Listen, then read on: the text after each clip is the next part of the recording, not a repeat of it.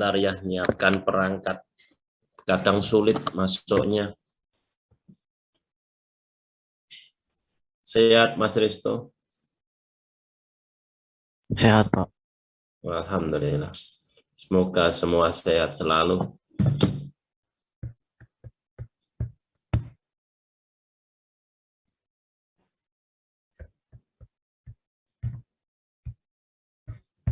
Baik, saya mengawali dengan ucapan Assalamualaikum warahmatullahi wabarakatuh.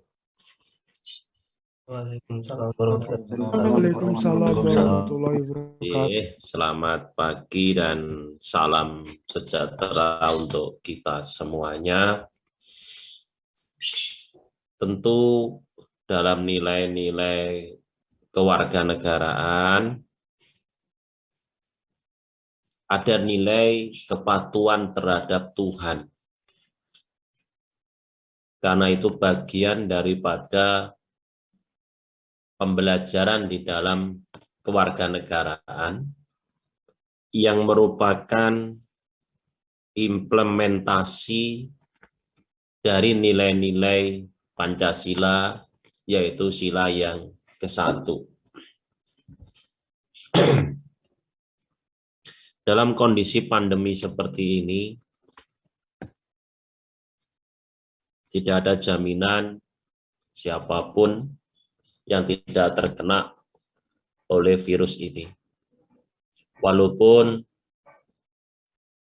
sudah berikhtiar dengan menjaga hidup bersih, berikhtiar dengan berbagai cara termasuk vaksinasi.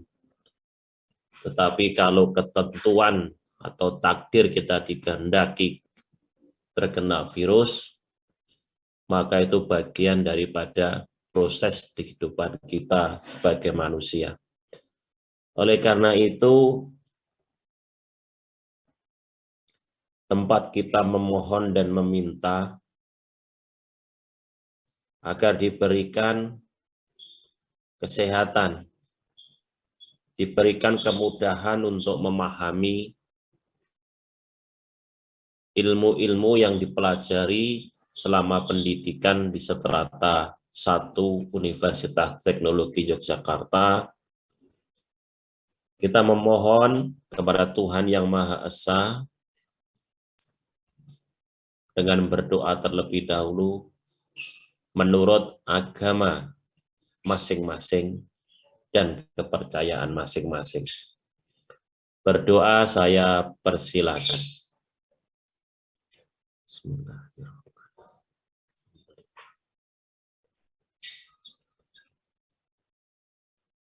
Cukup. Terima kasih. Semoga sehat selalu ya. Nah, mulai sudah mapan, e-learning sudah pada punya N-Cairol-nya, kemudian grup WA juga sudah ada. Nah, terus link absen juga sudah kemarin dicoba bisa. Saya minta bantuan kepada staf untuk bisa membantu dalam proses itu.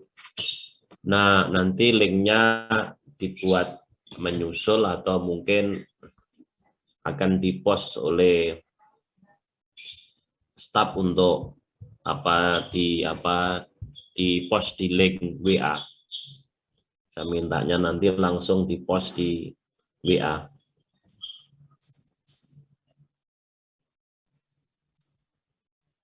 Nah, kemudian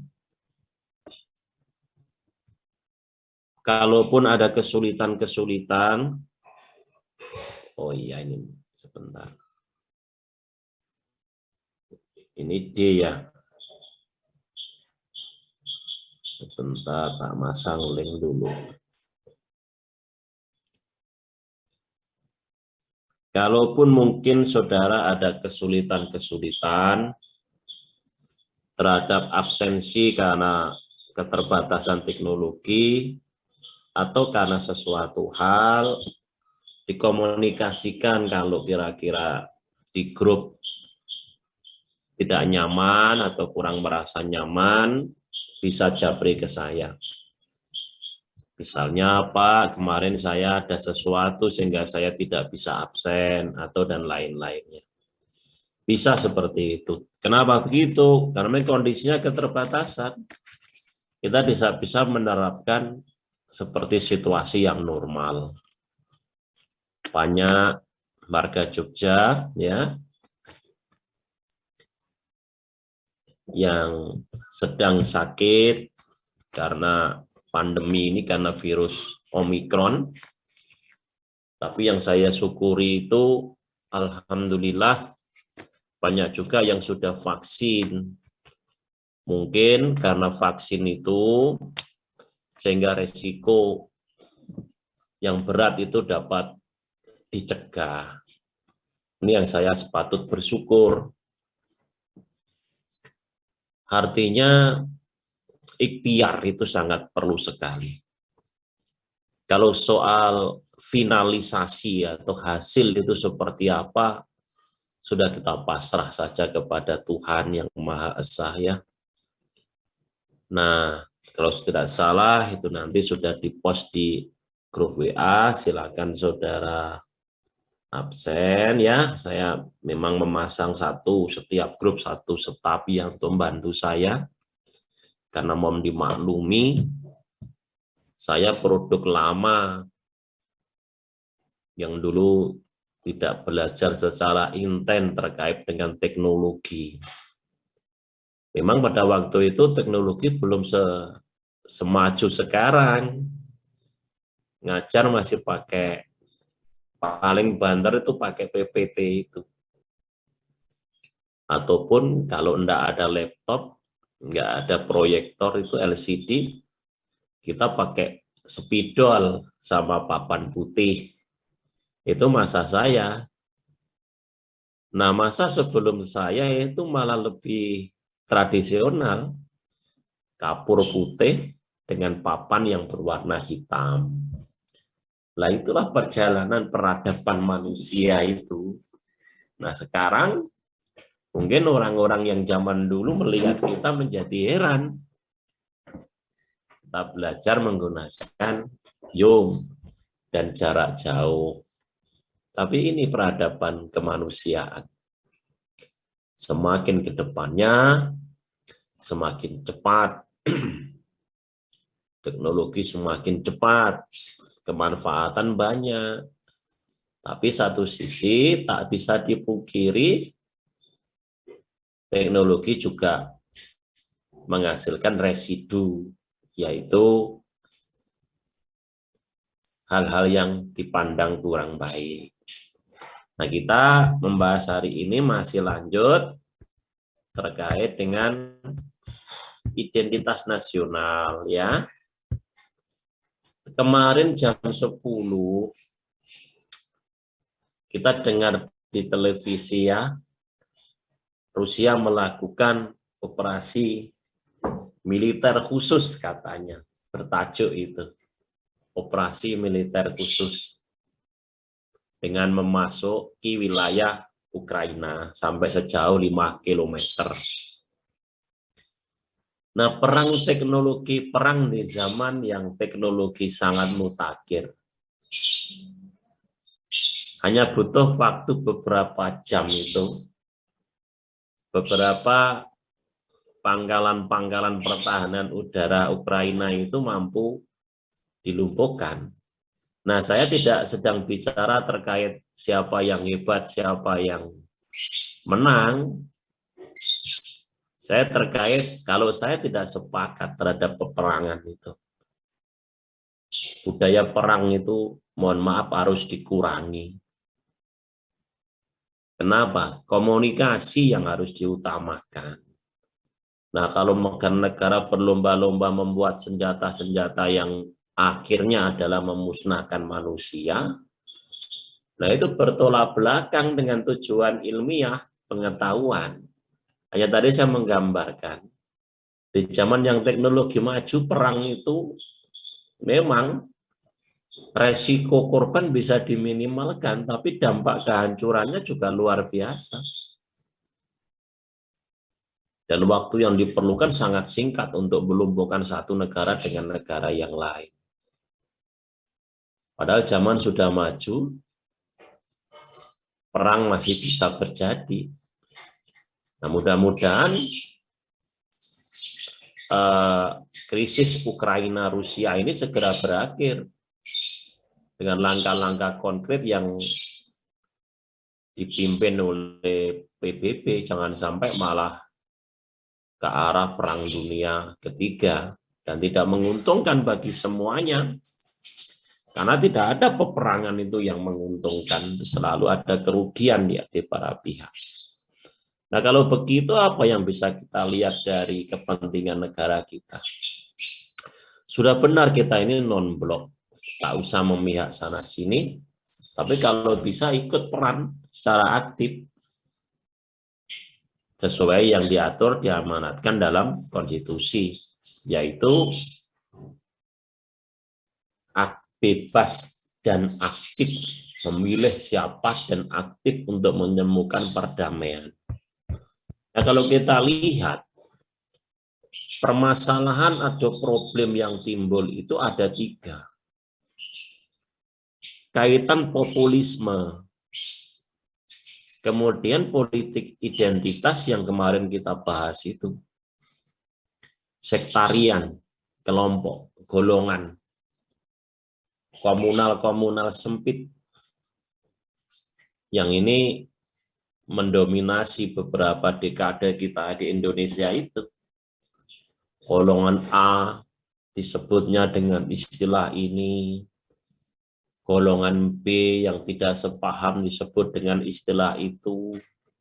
Nah, penyamaannya itu yang saya tidak setuju dengan personifikasi binatang. Nah, itu yang saya nggak sepakat ya. Ada yang apa kadrun, ada yang cebong. Jadi jauh dari kehendak.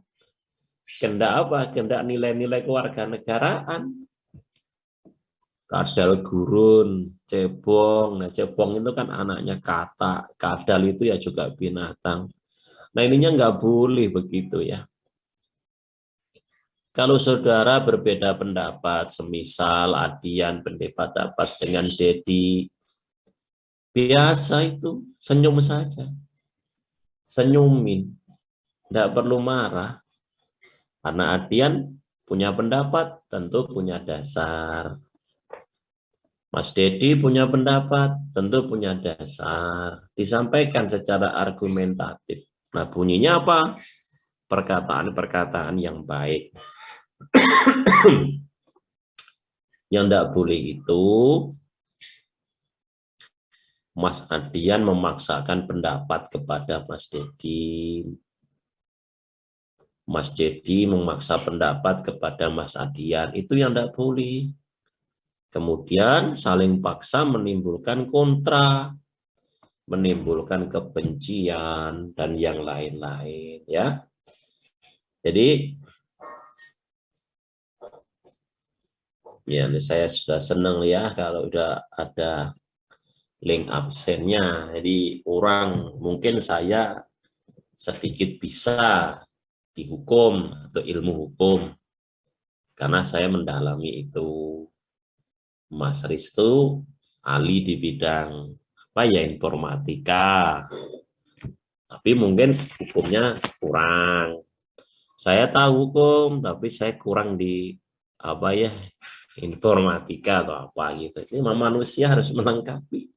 Saya harus minta bantuan yang punya kemampuan di situ. Makanya Mas Risto kemarin yang membantu Pak Mur itu, gimana Mas Risto? Itu manusia memerlukan manusia yang lain, maka disebut geopolitikon karena ada kelemahan. Setahu saya dokter itu tidak bisa nyuntik dirinya sendiri, dia juga harus minta bantuan teman sejawatnya, dan seterusnya. Nah, populisme kontemporer dan populisme klasik. Kemudian kalau tadi problematikanya itu termasuk demokrasi ya, populisme, politik identitas dan demokrasi. Demokrasi juga menimbulkan problem, Pak. Iya, ada yang memandang demokrasi itu tidak cocok dengan Indonesia. Cocoknya apa? Demokrasi Pancasila. Wah, gimana modelnya? Debat lagi, diskusi lagi, penyamaan pandangan lagi, banyak hal. Nah, kalau kita lihat ya, populisme klasik itu tahun 1960-an. Saya belum lahir. Saudara-saudari, masih belum jauh. Saudara-saudari ini kelahiran 2006-an ya. Betul nggak, Mas Dedi? 2006 ya. Ini kalau semester 3 itu kan usianya paling sekitar 19 ya, 18 ya Mas Ristu ya. 2002, Pak. 2002, masih muda-muda. Masih usia anak kalau dalam Undang-Undang Perlindungan Anak itu. Berarti berapa? 18, 17? Itu 20, Pak. Oh, jadi kalau Undang-Undang Anak atau Perlindungan Anak 18 sama dengan ya, 18 plus 1 bulan itu dewasa. Nanti kalau cakap dalam hukum itu 21 KUH Perdata. Kalau perkawinan sekarang juga 18, dulu 16. Kenapa begitu? Ya supaya timbul kedewasaannya. Loh Pak, usia kan tidak menjamin seseorang menjadi dewasa. Oh iya, saya sepakat. Tapi kan metabolisme tubuh itu mungkin, nah itu mungkin dari sisi kesehatan. 1960, wow saya jauh lahirnya, saya 1970-an gitu ya. Usia saya hampir 1 abad ya, dengan dinamika layaknya manusia, insan. Insan apa itu kemarin? Insan kekurangan, itu kan bahasanya. Intan Permadani ya Mas Ristu ya. Nah kemudian liberal demokrasi, liberalisme, bebas. Kita ini kan harus bebas Pak. Oh iya boleh bebas, tapi terbatas ya. Wah enggak bisa ya bebas ya bebas. Nah kalau saya mau pakai narkoba Pak, itu kan uang-uang saya. Kalau saya mati kan mati sendiri. Kalau saya sakit sakit sendiri. Oh itu tidak benar. Cara berpikir salah. Kenapa?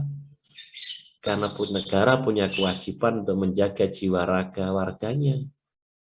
Kalau pemudanya berpikir seperti itu, kemudian banyak yang sakit, banyak yang mentalnya jatuh karena obat, tidak kokoh, banyak yang wafat karena obat, terus siapa yang meneruskan perjuangan ini? Nah, sehingga berpikir itu salah. Pak ini kan bebas, saya mau apa saja boleh. Mau sama siapapun saya senang, jatuh cinta boleh. Oh, tidak boleh begitu. Kenapa, Pak? Kan kebebasan ini, Pak. Akan ada negara hukum. Kalau naksir anak orang, Mas Ristu seumpama. Besok ya Mas Ristu, kalau sudah master. Nanti gelarnya apa Mas Ristu kalau ini? Sarjana apa? Eskom, Pak. Apa? Eskom. S-Prop. Oh iya. Nanti kalau S2-nya apa? S-Prop, Mkom. Oh iya. Kalau sudah Mkom, wah, baru nanti berumah tangga. Ya, paling itu umur 24 sudah magister, sudah master gitu ya. Ngempat dulu. Boleh. Ya, tapi harus tetap dengan alur hukum. Dipinang dulu, khitbah, peminangan, orang tua ketemu orang tua, ya. Tapi kalau usahain sudah bekerja, ya supaya mandiri. Tapi cara nanti setelah master ini hanya pengetahuan saja. Demokrasi, demokratos, kedaulatan ada di tangan rakyat. Rakyatlah yang punya kewenangan untuk menentukan alur sebuah negara. Rakyatlah yang punya kewenangan untuk untuk memilih pemimpinnya. Dan kepada rakyat, pemimpin itu harus bertanggung jawab.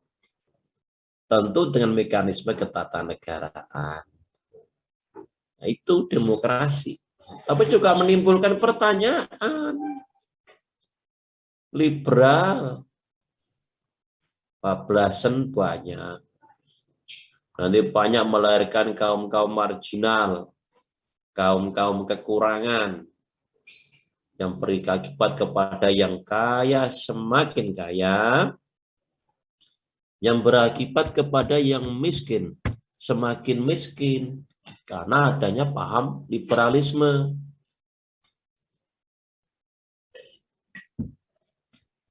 Nah, kalau paham ini ada di Indonesia, kiranya bertentangan dengan nilai-nilai Pancasila. Karena pada dasarnya nilai Pancasila itu memanusiakan manusia. Betul itu tidak sama rata. Kadang tergantung kepada keadilan distributif. Tetapi kepedulian dalam jiwa sosial itulah yang menjadi pokok dalam nilai-nilai Pancasila atau kewarganegaraan. Nah, demokrasi bagaimana kalau menimbulkan pertanyaan?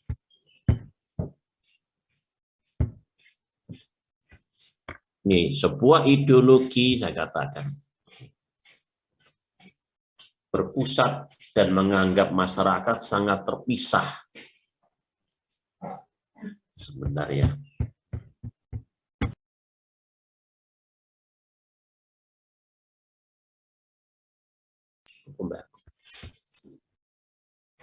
Sebuah ideologi berpusat dan menganggap masyarakat sangat terpisah menjadi dua kubu. Ya terbelah. Tadi saya sampaikan itu kalau konteks politik itu. Para calonnya sudah rukun, sudah dalam satu tempat ya atau pemerintahan gitu ya. Tapi pendukungnya masih belum sama move on. Nah, itu apa move on? Apa Risto move on itu artinya? Belum beranjak untuk menyadari bahwa itu hanya sebuah perhelatan politik. Ke bawah sampai saat ini, padahal yang didukung sudah menyatu umpamanya. Nah, kita tidak boleh terus-terusan begitu. Politik itu ya begitu. Ya langgeng jika kepentingannya sama. Atau saling mengisi kepentingan itu. Tetapi kalau kepentingannya sudah tidak didapatkan, dan merasa didapatkan dari yang lain, dia akan berpindah. Itu politik. Yang arahnya adalah kekuasaan. Politik itu kekuasaan. Dan kalau dapat kekuasaan, ya dibagi kepada teman-temannya yang dulu ikut serta dalam perjuangan untuk mendapatkan kekuasaan. Itu politik. Terus, ya kebencian nggak ada harusnya. Rasa tidak suka harusnya juga tidak ada. Kenapa? Ya karena itu politik. Kembali lagi ke definisi tadi itu. Saya itu asam uratnya kambuh, Mbak dan Mas. Besok jaga kesehatan ya, mumpung masih muda ya.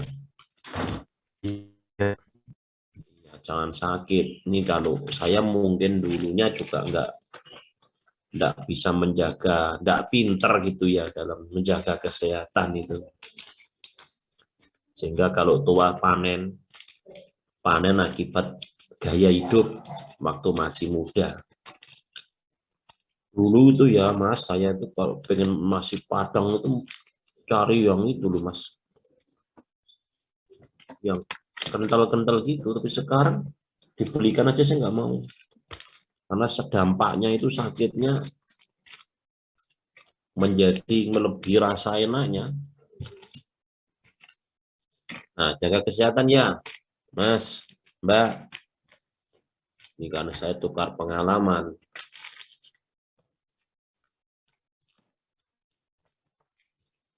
Nyari-nyari obatnya. Oke, baik. Nah, kemudian ada homogeneous and antagonis. Apa itu? Orang-orang yang murni rakyat diversuskan oleh elit yang korup, mengambil yang bukan haknya. Dan kemudian berpendapat bahwa politik seharusnya merupakan ekspresi dari kehendak umum rakyat.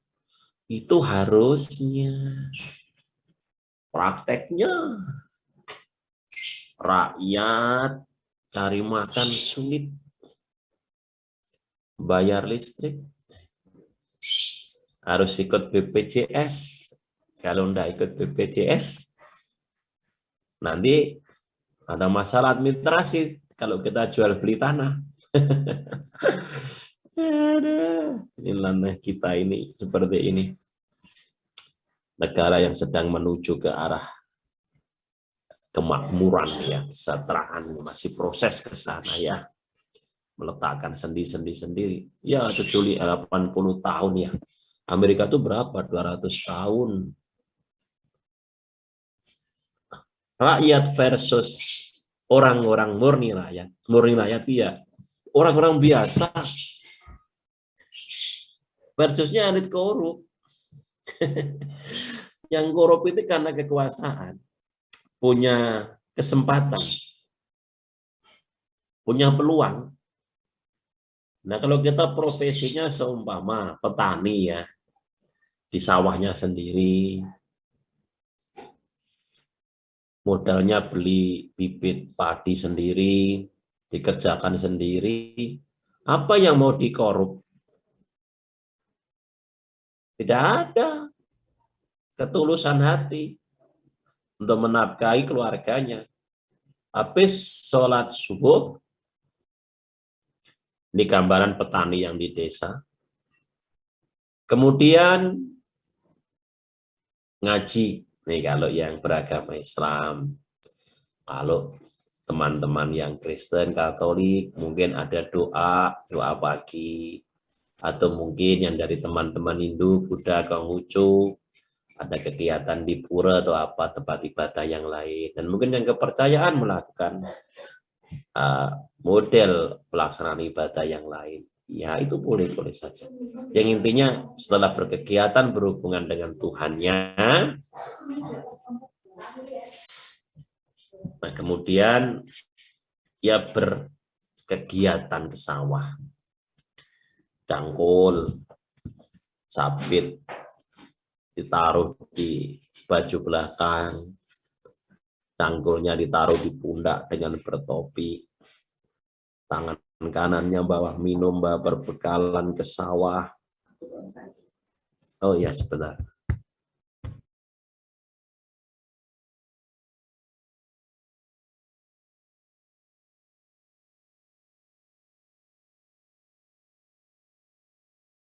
Minta tolong istri belikan obat. Kalau sakit asam urat itu, ada nggak yang orang tuanya kayak saya sakit asam urat? Siapa? Saya, Pak. Hei. Nenek, Pak. Udah lama, Pak, asam uratnya, Pak. Mas juga atau orang tuanya? Nenek. Tapi saya juga pernah cek, ternyata ya agak tinggi, Pak. Iya, Mas juga sakit ya, Mas juga. Pak Mur sakit. Iya, saya juga merasakan, Pak. Iya, jadi ya itulah, minta tolong istri beli obat penahan rasa sakit. Karena saya harus dihadapkan laptop dari kampus satu ke kampus yang lain. Ini sawah saya, mencangkul ada petik. Mas Yoga, kalau asam urat itu Mas tandai kira-kira kesalahan makannya apa gitu. Mas Yoga biasanya terpicu asam uratnya kambuh karena makanan apa? Makan jeruan, Pak. Lah, kemarin istri saya kedatangan tamu dari Sumatera, orang Padang. Tapi sehat loh ya, dia bawa PCR. Oleh-olehnya apa? Rendang. Saya tahu sudah dari awal. Kalau saya makan, asam urat saya kambuh.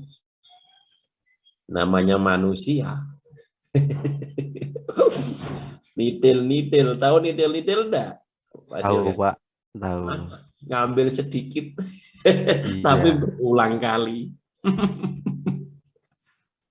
Ngambil sedikit berulang kali. Ada gitu, akhirnya sekarang menuai. Padahal sudah sadar, saya sudah tahu. Wow, ini penyebab itu. Sudah tahu saya. Tapi ya tadi itu manusia ditidili dikit enggak apa-apalah.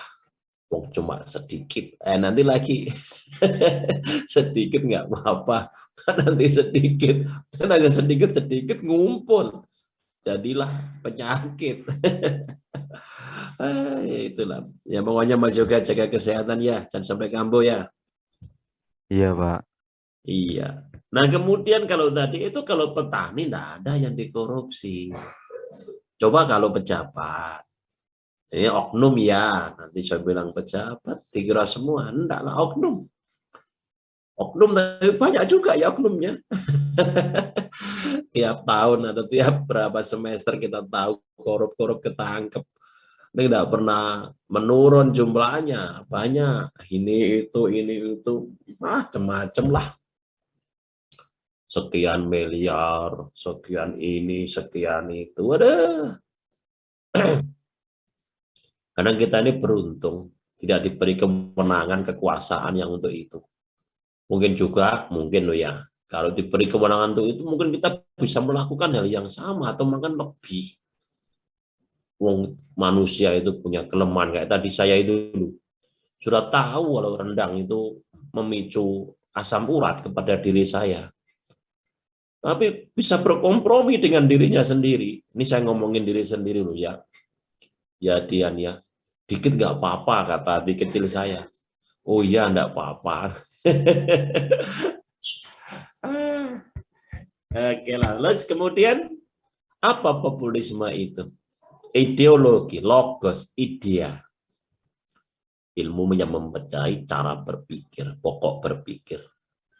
Ideologi berpusat, bertitik tumpu, dan menganggap masyarakat sangat terpisah menjadi kubu homogenus dan antagonis tadi.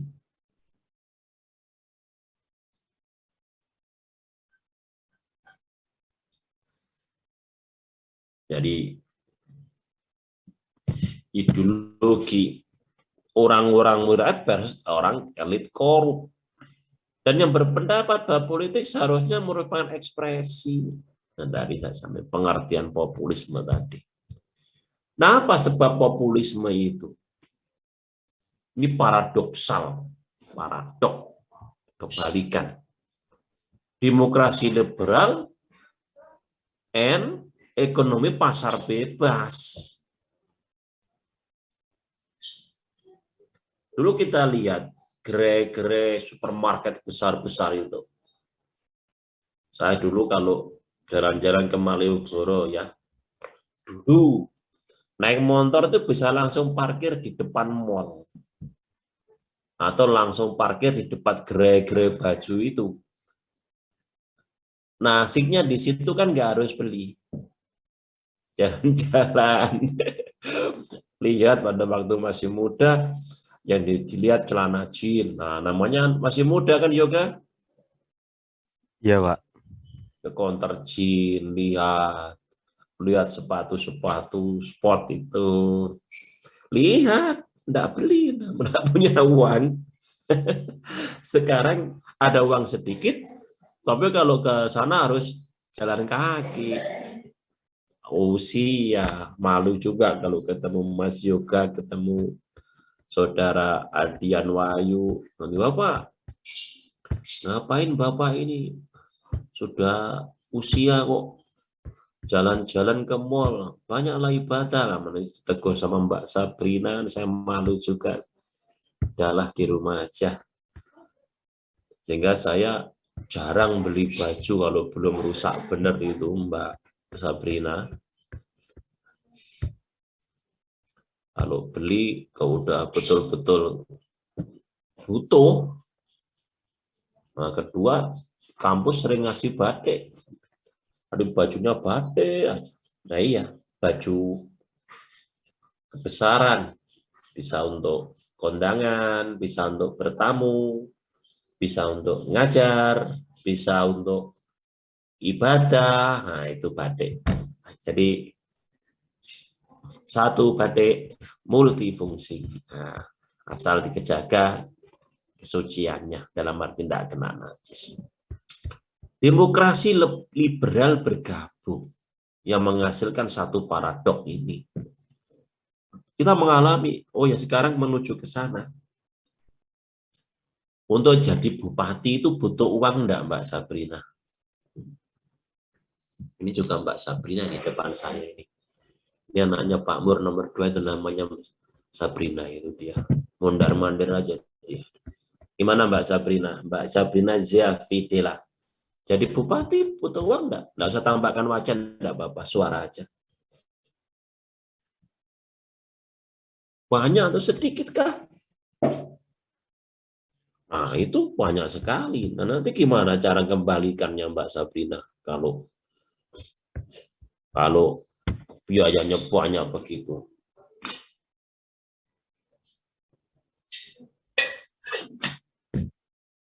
Iya itulah Mbak Sabrina. Kadang-kadang ada satu pemikiran. Ini Mbak Sabrina tuh kalau di rumah dipanggil siapa sih? Bella. Kalau anak saya dipanggilnya Sasa. Nanti kalau di kampus dipanggilnya Abin. Kadang kalau temennya nyari, manggil Abin, yang di rumah pada bingung. Yang satu Senja di rumah dipanggilnya Dela. Kalau temennya nyari, kita bingung. Baru nanti disebutin semua baru ingat. Saya kalau di kampung halaman waktu kecil dipanggil Ndoko. Endo, bukan Doko, Endo. Ndoko. Kalau di Jogja dipanggil Mur, Pak Mur. Gitu. Kalau di Jawa Timur, asli kampungnya Ndoko, kalau dipanggil Pak Mur nggak ada yang tahu. Nah, seperti itu. Ekonomi pasar bebas. Yang kuat adalah yang mempunyai modal besar. Yang punya jaringan. Yang punya teknologi, yang punya sumber daya manusia yang kuat. Kuat itu baik, cakap. Ini sekarang, teman saya ceritain, Mas, saya mau bikin toko di depan rumah. Bulan gopo, buat apa? Buat jualan sembako. Nggak perlu toko sekarang. Tokonya itu ada di medsos itu loh. Di gerai media sosial itu. Ada di Facebook, Market, ada di Twitter, ada di Instagram, ada di story WA. Itu toko katanya. Lah, masalahnya saya itu nggak bisa ya, nggak pandai mengoperasionalkan 4 tadi itu. Saya tak cara lama aja lah. Jualan punya toko, fisiknya ada, beras, lontong, gula, pasir, teh, nanti takdemnya itu tak jaganya aja. Nah, nanti penjualannya sedikit kata teman saya, capek. Ya, tapi saya rasa lebih seneng itu ya Mas, daripada saya harus megang HP, layarnya kecil, tulisannya kecil, lah mata saya nggak kuat. Ayo wes katanya, ini dialog nih, dialektika. Akhirnya saya buat kios di depan. Mau jualan, nanti kalau sudah tua, jualan gula, teh. Nah kan kadang-kadang nggak mungkin ya beli gula sekilo lewat online itu. Kan datangnya nggak langsung, padahal pengen minumnya pagi ya Muhammad Ajun ya. Mas Ajun sehatkah? Suara aja, nggak usah tambahin wajah. Aku tahu kalau pagi-pagi pada belum siap. Kadang anak saya juga begitu. Mas Dwi Nugroho, monitor. Ya, Pak. Sehat. Sehat. Oke. Pak Bodi hanya memastikan aja. Kalau semua sehat, saya senang. Nah, kemudian dari demokrasi yang berbasis populis tadi itu, yang saya katakan bahwa keduanya itu menjanjikan kemajuan. Menjanjikan loh yo. Kurang memberikan kepastian loh. Janji. Ya kadang janji itu mudah diucap. Tapi pelaksanaannya, janji setia, janji berdua, janji bersama, janji. Tinggal janji, kalau jauh dari kenyataan. Demokrasi liberal menjanjikan kesetaraan politik dan pemerintahan yang menjunjung kepentingan publik. Ini janjinya. Ning nyatane piye? Kenyataan yang terjadi liberal, demokratis, demokrasi hybrid, bahkan oligarki. Nah, ini residunya, dampak negatif, janjinya bagus. Demokrasi, demokratos, meletakkan kedaulatan di tangan rakyat.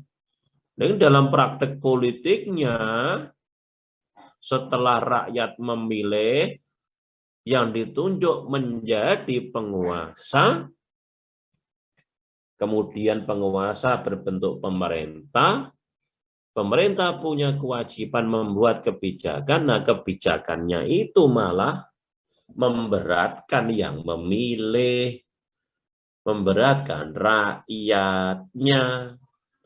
Akibatnya rakyatnya demonstrasi, penguasa yang punya pemerintahan menurunkan aparat penjaga keamanan, yang demo tidak tertib, bentrok dengan aparat yang harus menjaga keamanan. Akhirnya seakan-akan pemberi suara berhadapan dengan penerima kuasa, penerima suara yang berubah menjadi pemerintah yang berkuasa. Nah, inilah problematika. Kalau pemilih tidak hati-hati, yang diberi amanah juga tidak amanah. Itu akibatnya. Ya. Kemudian ekonomi pasar bebas. Yang sarapan, segera sarapan ya, makan enggak apa-apa, disambi makan. Yang penting jangan dilihatin. Boleh, Mas Dedi silakan sarapan. Tuh Mas Haidar, kalau ada makanan ringan, dimakan. Sudah ada belum Mas Dedi? Mas Dedi Kusrianto? Ya, Pak. Sudah biasa sarapan pagi enggak? Jarang sih, Pak. Jarang ya. Ya, anak muda biasanya begitu. Dan Pak Mur harus sarapan itu karena minum obat. Kalau obatnya nggak dikasih sarapan, perutnya sakit nanti.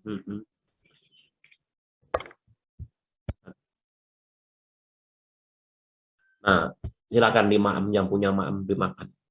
Nah, kemudian kita lihat di dalam ekonomi pasar bebas and globalisasi.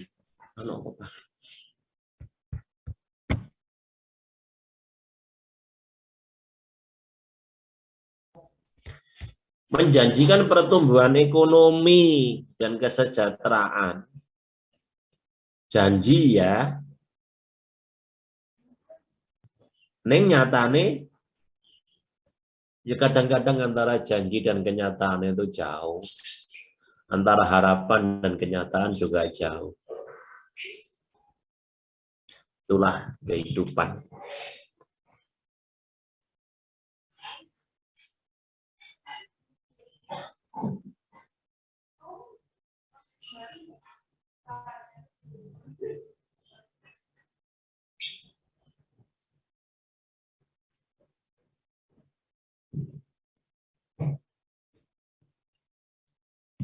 Kenyataannya justru adanya kesenjangan pendapatan, kepemilikan aset, ketimpangan ekonomi. Yang tadi saya sampaikan, yang kaya makin kaya, yang miskin tambah banyak.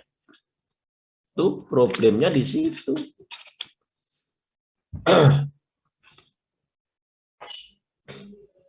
Akibat antara kenyataan, antara janji dan praktek. Memang mending ya beberapa tahun ini maju Indonesia. Ini malah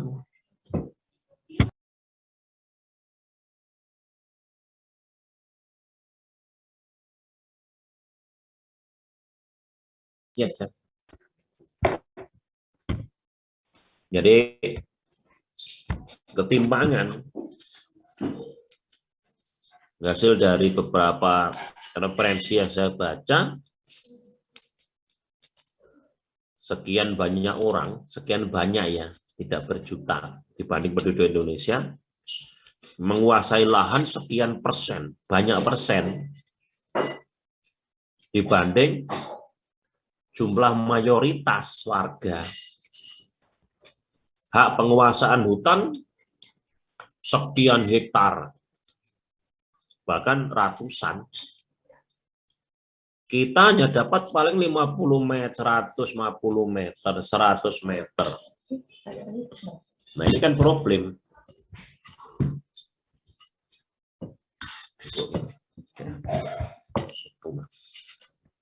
Itu problem.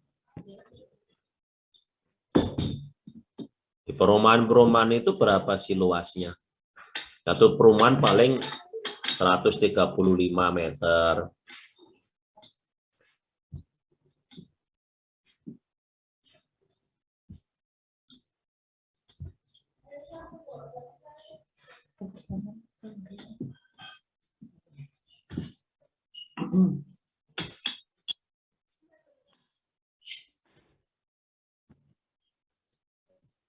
Jadi pendapatannya,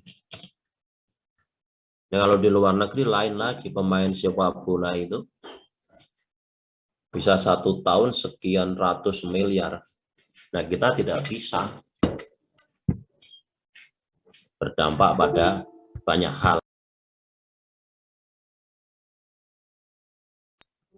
Izin sebentar minum obat ya, boleh ya, Haidar? Boleh, Pak. Boleh banget, Pak.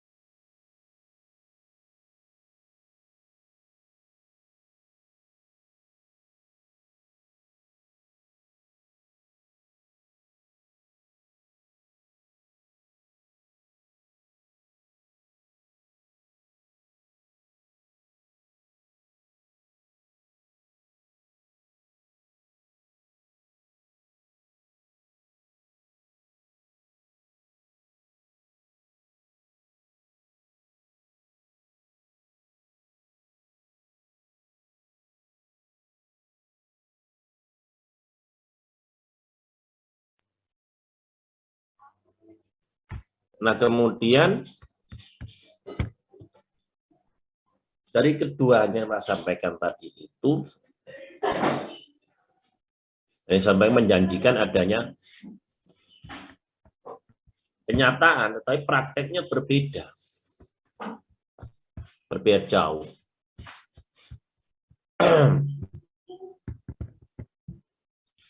Gagasan populisme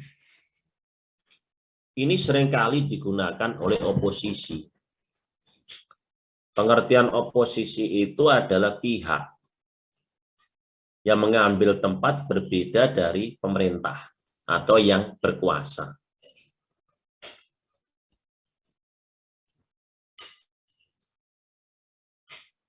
Ya.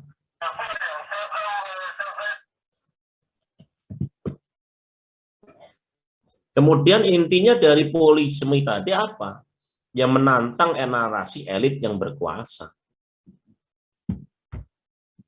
Contoh, kalau di Amerika ya, kalau saya mencontohkan di negara Indonesia, saya nanti takut dikira membela satu pihak begitu. Sekarang lagi tidak seperti itu.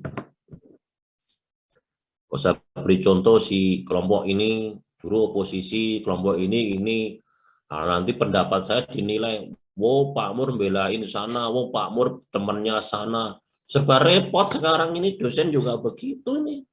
Dosen itu kan ya punya hak politik, tetapi kan dosen memegang etika profesi ya, karena juga punya kewajiban akademik, tridharma ya, mendidik mahasiswa. Gambarin kondisi Indonesia, dikiranya nanti ke sana. Enggak, saya gambarin Amerika aja lebih enak. Donald Trump itu dia dari partai apa? Dia berkuasa. Kemudian ada yang mengambil posisi berlawanan dengan kebijakan Donald Trump itu di Amerika. Nah, yang mengambil posisi berbeda itulah oposisi.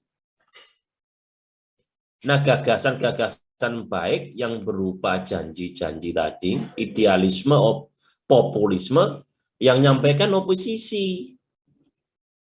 Karena prosesnya penawaran. Orang kalau dijanjikan sesuatu yang baik, dijanjikan sesuatu yang indah, dijanjikan sesuatu yang enak, itu senang.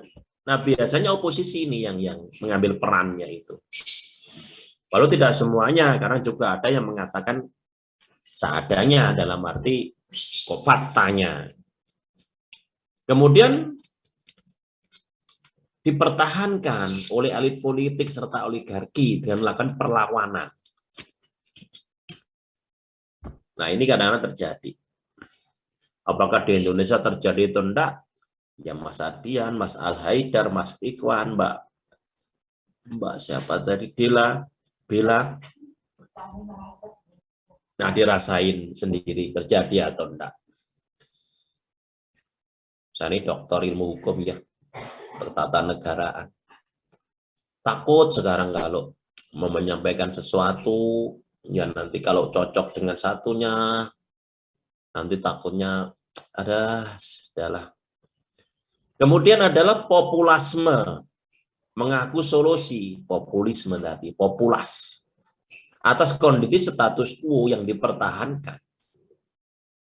Dan kemudian menawarkan solusi, jalan keluar, baik sosial, ekonomi, politik, tapi itu semua secara instan, tidak berkelanjutan. Coba perhatikan, setiap pemerintah yang berkuasa, ganti pemerintahan, nanti akan berubah kebijakannya, regulasinya, undang-undangnya. Nanti ganti lagi aturannya. Terus begitu. Jadi nggak ada kesinambungan, nggak ada jangka panjang. Kadang-kadang kalau berlawanan partai yang berkuasa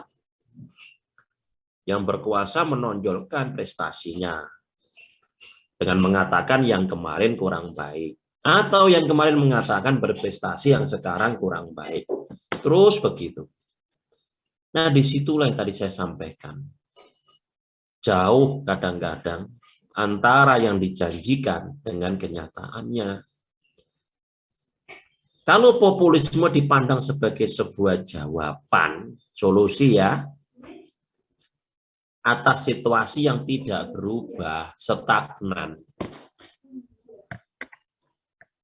Bahkan tidak hanya di bidang itu, kemunduran politik dan ekonomi dirasakan oleh semua masyarakat. Itulah.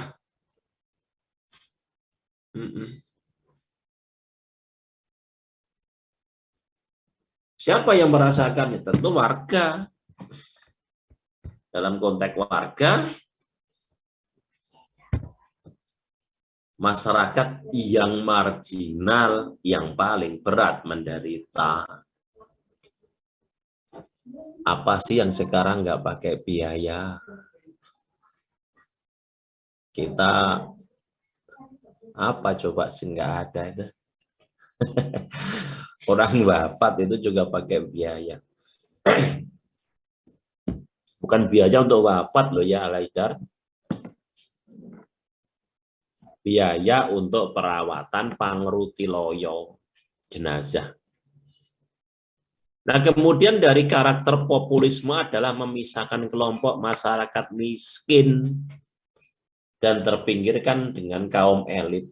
Ada pembatas. Biasanya dilambangkan dengan bentuk-bentuk material. Coba kita cek. Ini bukan di Indonesia ya, sekali lagi. Nanti malah timbul masalah saat saya memberikan gambaran. Mungkin ya saya juga nggak pernah ke luar negeri kecuali di beberapa negara. Tiket kereta api dulu ada eksekutif. Ada apa lagi ya? Adian, kalau naik kereta api ya, kelas-kelasnya itu. Pak, nggak tahu Pak, saya nggak pernah naik kereta api. Mas Adian dari mana? Saya dari Jepara, Pak. Oh lah iya, Rano rutenya Mas Oke. Adian. Ini Rano salah ya Mas Adian. Sampai numpak atau Mas dari Tugu menuju ke Malang itu loh, Malioboro Express. Berangkat pagi kalau nggak salah ya. Sekarang malam. Sampai sana pagi di Malang. Nanti jalan-jalan. Tapi nanti loh ya kalau sudah levelnya diperbolehkan loh ya PPKM-nya.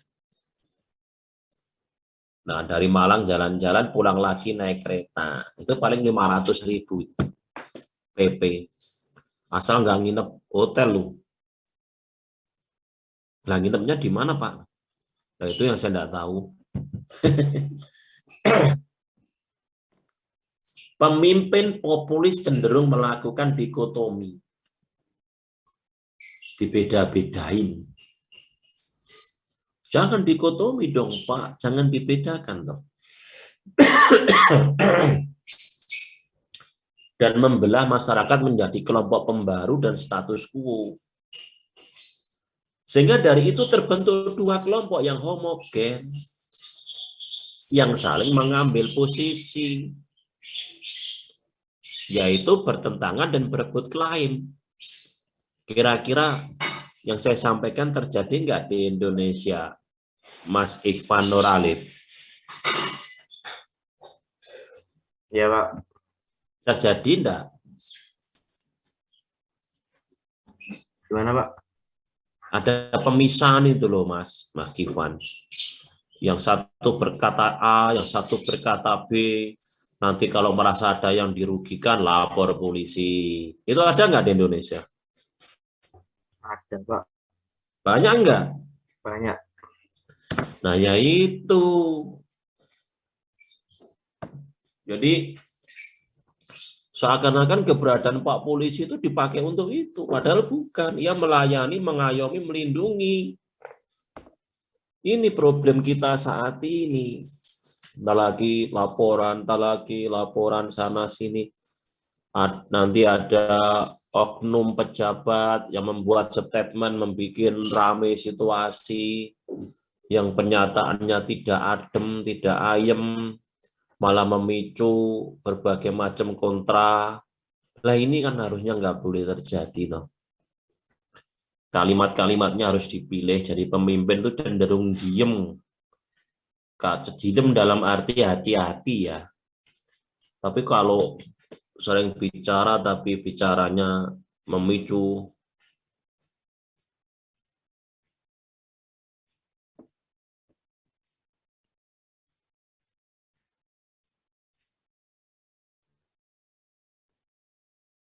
bentar dulu ya.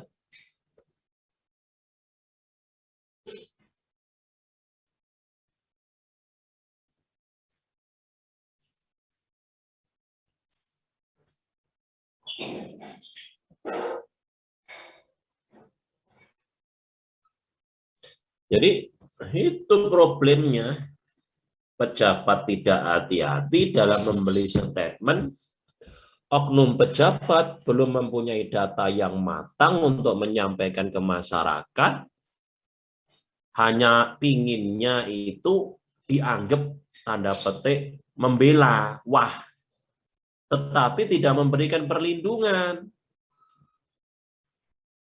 Ini yang menjadi repot itu. Sehingga pendapatnya diuji melalui hukum dengan dibuatkan laporan polisi dan lain-lain. Lah ini menguras energi bangsa itu.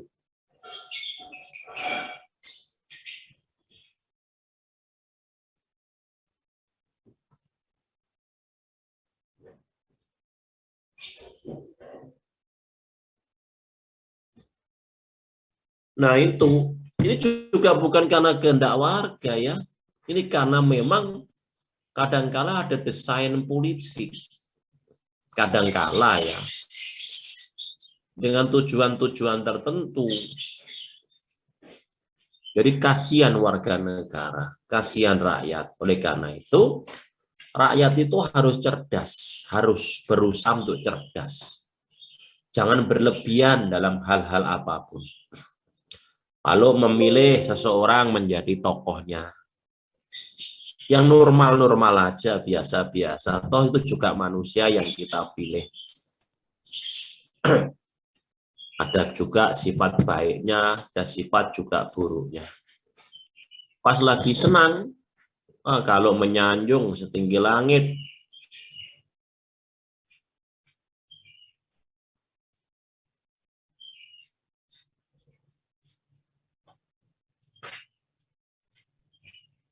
pas kalau ada keburukannya, menghina juga serendah-rendah bumi. Nah, itu kadang-kadang begitu. Terukur saja. Berteman juga begitu. Tidak usah berlebihan, tidak usah membagi-bagi teman.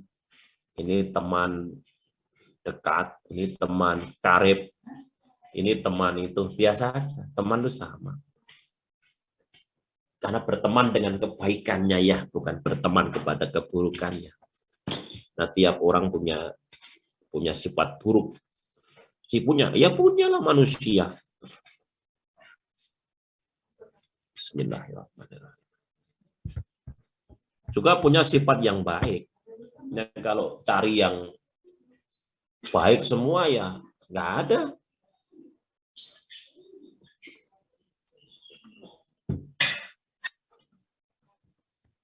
Nggak ada.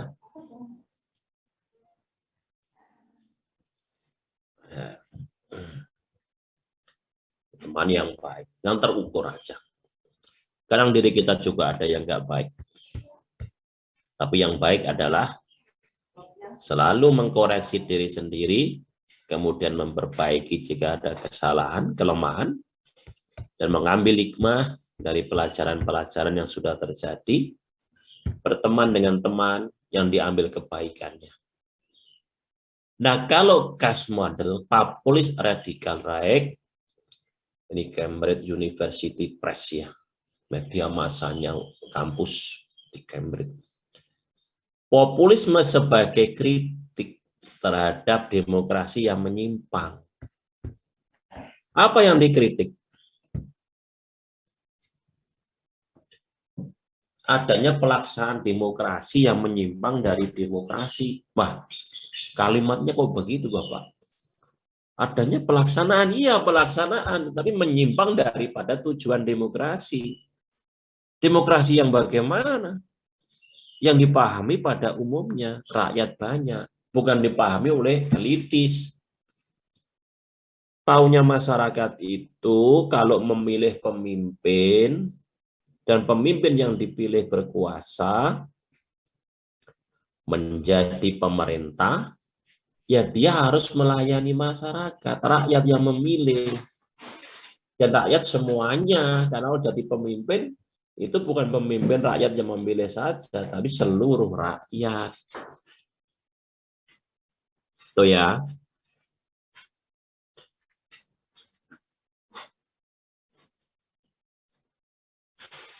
Seluruh rakyat. Tapi prakteknya tidak begitu. Ini susahnya kayak begitu.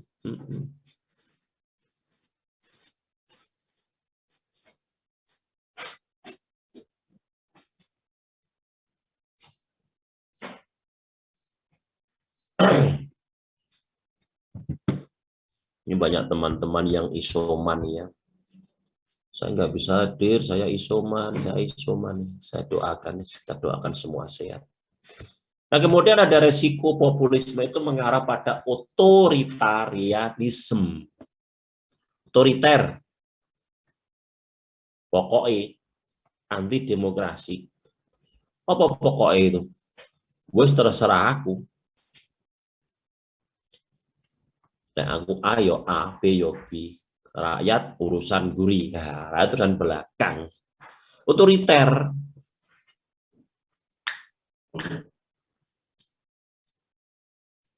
Nah, kadang-kadang kasihan kalau rakyat yang kecil itu memilih. Karena sekarang kan politik uang ya, kadang-kadang ada politik uang. Bukan kadang-kadang Pak, memang isunya begitu. Nah, isu kan nggak bisa dibuktikan kadang-kadang. Sakit nih kakinya Pak. Jadi kadang-kadang begitu. Money politik. Ada istilah serangan fajar. Orang dipilih kasih uang 250, 500. Satu keluarga berapa? 5 kepala, per kepalanya berapa? 250 kali berapa? 5. Kasih. Jangan lupa ya gambarnya ini. Nah, ini perbuatan tercela ini. Membeli suara. Ini merusak demokrasi. Nah, pertanyaannya,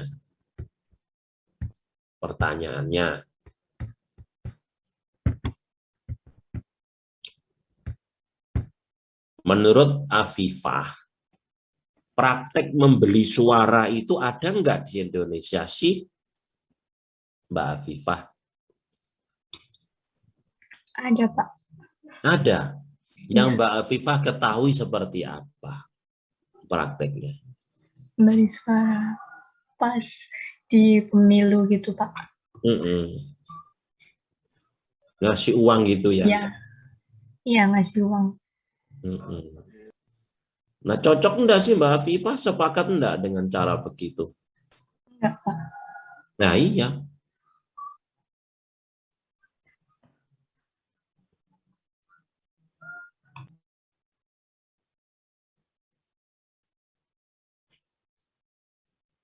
Ya, begitu. Dibeli. Nah, tentu kalau mereka yang tercela tadi itu membeli, kalau dia jadi penguasa, ini akan memikir, lo kan sudah saya beli dulu suaramu. Nah, itu repotnya. Udah dibeli suaranya.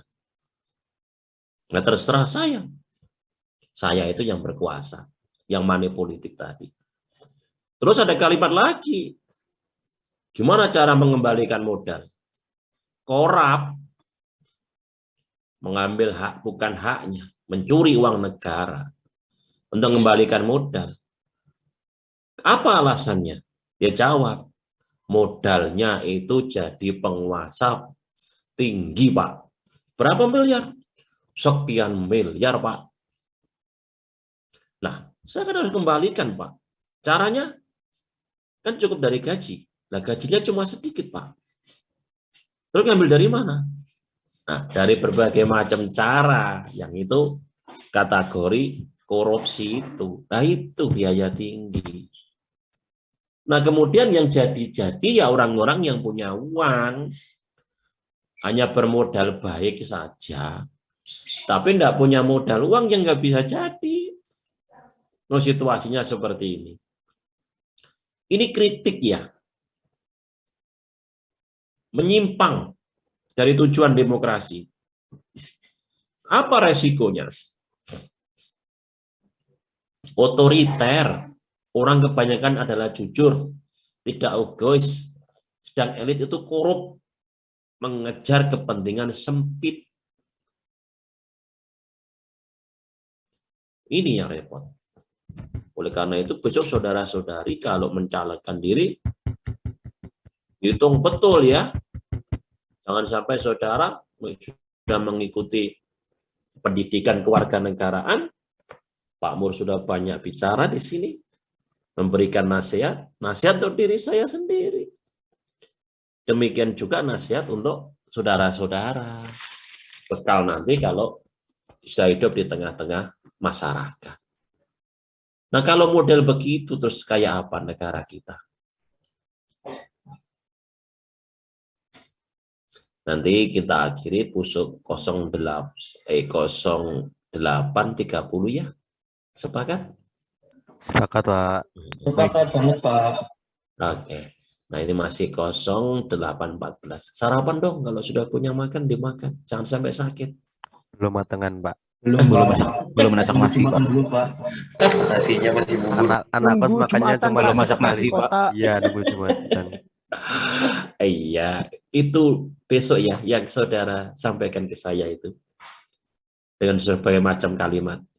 Besok akan menjadi satu kenangan yang indah saat saudara seusia saya. Mau ngirit, berhitung. Kalau beli beras, pakai magic jar, tinggal ngecopkan. Ngirit mana dengan beli langsung. Dulu begitu saya juga. Tapi sekarang mendengar saudara-saudari bicara seperti itu, saya tersenyum, senang. Kenapa? Saya dulu ngalami peristiwa itu. Suatu hari, waktu itu harga mie instan itu masih Rp75 ya. Bukan seharga segini. Nggak punya uang. Cuma punya cuma punya mie instan, saya nggak nyebut merek. Satu. Nah, cuma itu uangnya, nggak punya. Saya masak pagi itu. Kan ada kos-kosan itu yang menyediakan kompor toh. Kompornya bukan gas ya, minyak tanah. Jadi kalau nggak hati-hati masaknya, kuahnya itu bisa pas dimakan kena minyak tanah baunya. Karena lupa tangannya megang apa gitu. Sidolnya, tahu sidol, sutil kok ya. Apa Sabrina? Bella, sutil atau sidol? Hotel, Pak, hotel. Megang itu, kekum atau kekum masuk ke kuah. Jadi pas dimakan kok bau minyak tanah. Dari mana asalnya? Lupa tangannya kena minyak tanah. Satu saya masak, kuah tak banyakin. Pagi itu saya makan separuh. Terus sisanya dimakan lagi nanti siang. Itu satu bungkus, hanya untuk bertahan. Ya, itu. Tapi kalau saya ceritakan sekarang menjadi nikmat, menjadi indah. Tapi pas saya jalani dulu, sedih. Kadang air mata itu sampai meleleh. Sedih. Yang lain, ini Kak saya ya, kalau Mas Mbak mudah-mudahan tidak. Yang lain itu jajan ke kantin itu. Saya nunggu dari jauh. Tapi yang saya alami banyak, cuma teman, cuma nggak ada yang cerita. Nggak tanya, kamu kenapa nggak ke kantin? Enggak, cuma tahu ini sama-sama nggak punya uang. Duduk di bawah pohon. Nah, saya baca buku biasanya. Saya alihkan dengan baca buku. Pengen enggak Pak waktu itu beli es teh? Oh, pengen sekali. Saya kan juga mahasiswa yang normal. Pengen beli gorengan. Itu saya alami. Sudah ada yang pernah ngalami belum? Mudah-mudahan belum ya. Jangan ya. Nasi ditancap di resikir. Nah, ya Mas Yuka nasinya mesti banyak kalau makan. Lauknya sedikit. Ya masak deh, kalau udah masak disampingkan bisa didengerin tuh suara Pakmu.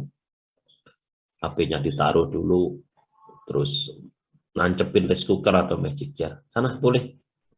Kalau sudah ada yang dimakan, silakan dimakan. Pokoknya jangan sampai sakit. Makan yang banyak.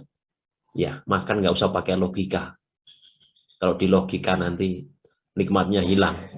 Udah penting masuk mulut, makan enak, kenyang, tidak sakit. Ya. Sepakat nggak Iqbal? Iya, Pak. Iya. Iqbal kok ada Shopee Food? Iqbal bisnis itu apa? Ya, Pak. Iya, baik. Senang saya, luar biasa Iqbal. Lanjutkan ya itu, teruskan. Itu kamu sedang membangun building, bangunan yang berkarakter. Saya suka seperti itu. Kita petarung Iqbal.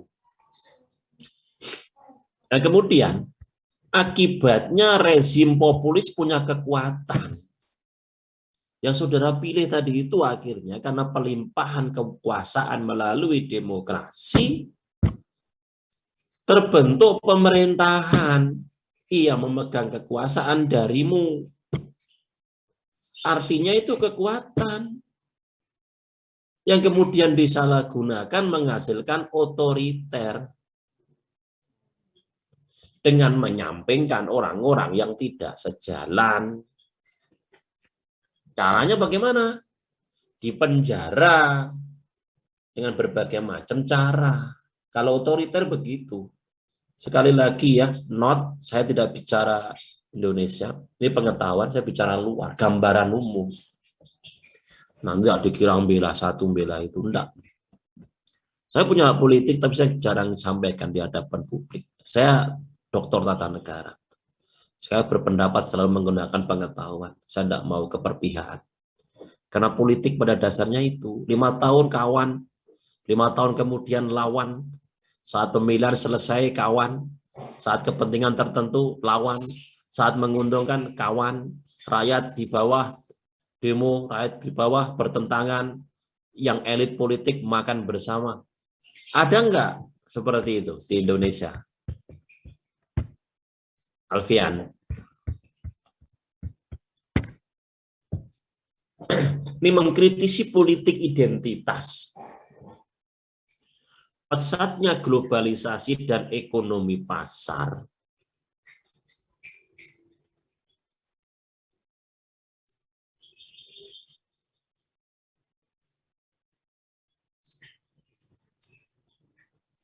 Pesatnya globalisasi dan ekonomi pasar menyebabkan konsentrasi kapital yang terakumulasi pada sektor tertentu.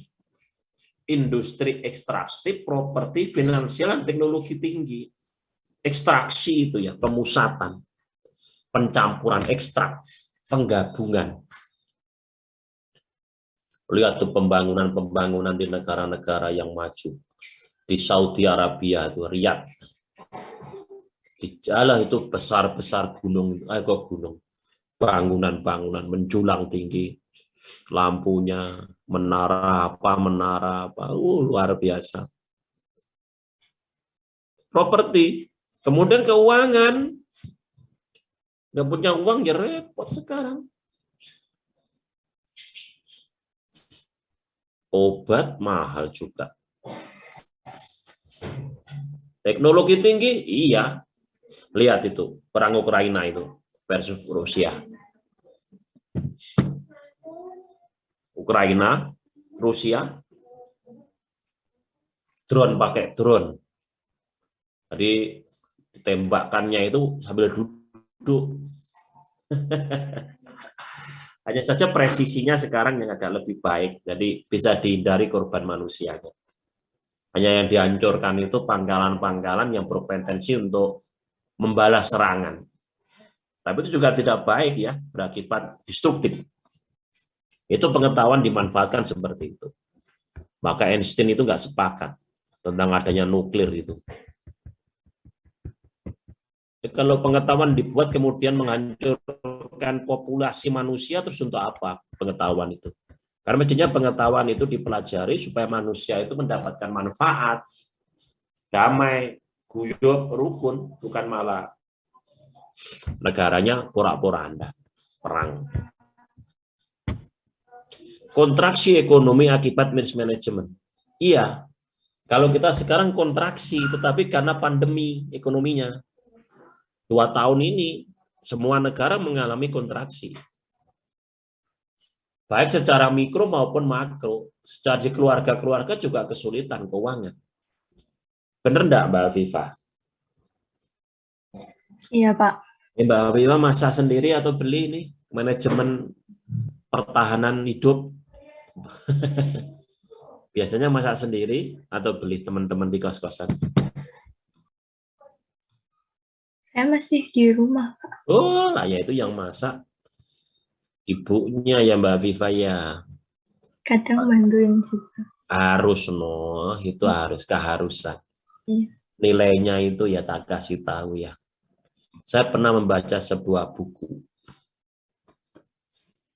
Dua orang pemuda, yang satu tidak pernah menyapu, membantu membersihkan, yang satunya rajin membantu orang tuanya. Daya tahan dalam menghadapi tantangan itu lebih kuat yang membantu orang tuanya. Nyuci piring. Seakan-akan nyuci piring itu kan rendah. Enggak, di Malaysia itu nyuci sendiri. Saya itu seminar 7 hari ya di Malaysia. Gelas yang saya pakai itu saya disuruh nyuci sendiri kok sama panitianya.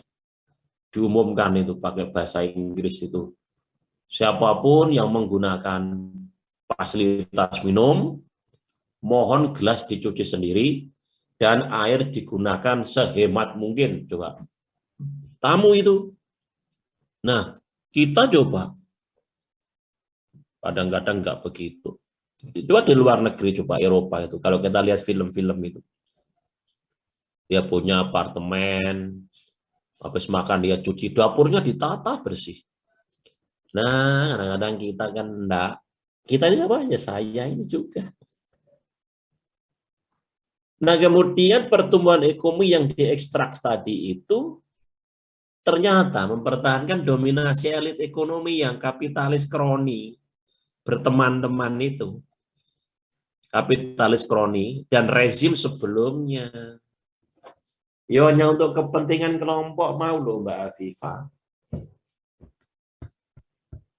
Nah, sing milih piye? Nah, sing milih tinggal milih, selesai habis milih. Kalau ya begitu. Apalagi ya kondisi sekarang mengandalkan kepemilikan kapital dan aset yang diperoleh dari prevalensi berupa monopoli, kepemilikan. Konsepsi penguasa sebelumnya, ya, kalau kita mau mendapatkan hak penguasaan tertentu terhadap ekonomi, itu berarti bicara tentang izin, tentang hak kewenangan yang diberikan oleh pemerintah. Tidak hanya mengandalkan syarat, tapi kadang-kadang faktor kedekatan dan tanda petik faktor balas budi itu menjadi penting. Maka membentuk faktor-faktor balas budi yang saling menyokong, mensubordinat, yang mengkelenggankan kepentingan, jadilah kroni. Nah, kroni-kroni itulah yang menguasai di sekeliling elit. Bagaimana dengan rakyat-rakyat yang kecil, yang mereka nggak terdapat apa-apa? Repot itu ya di situ.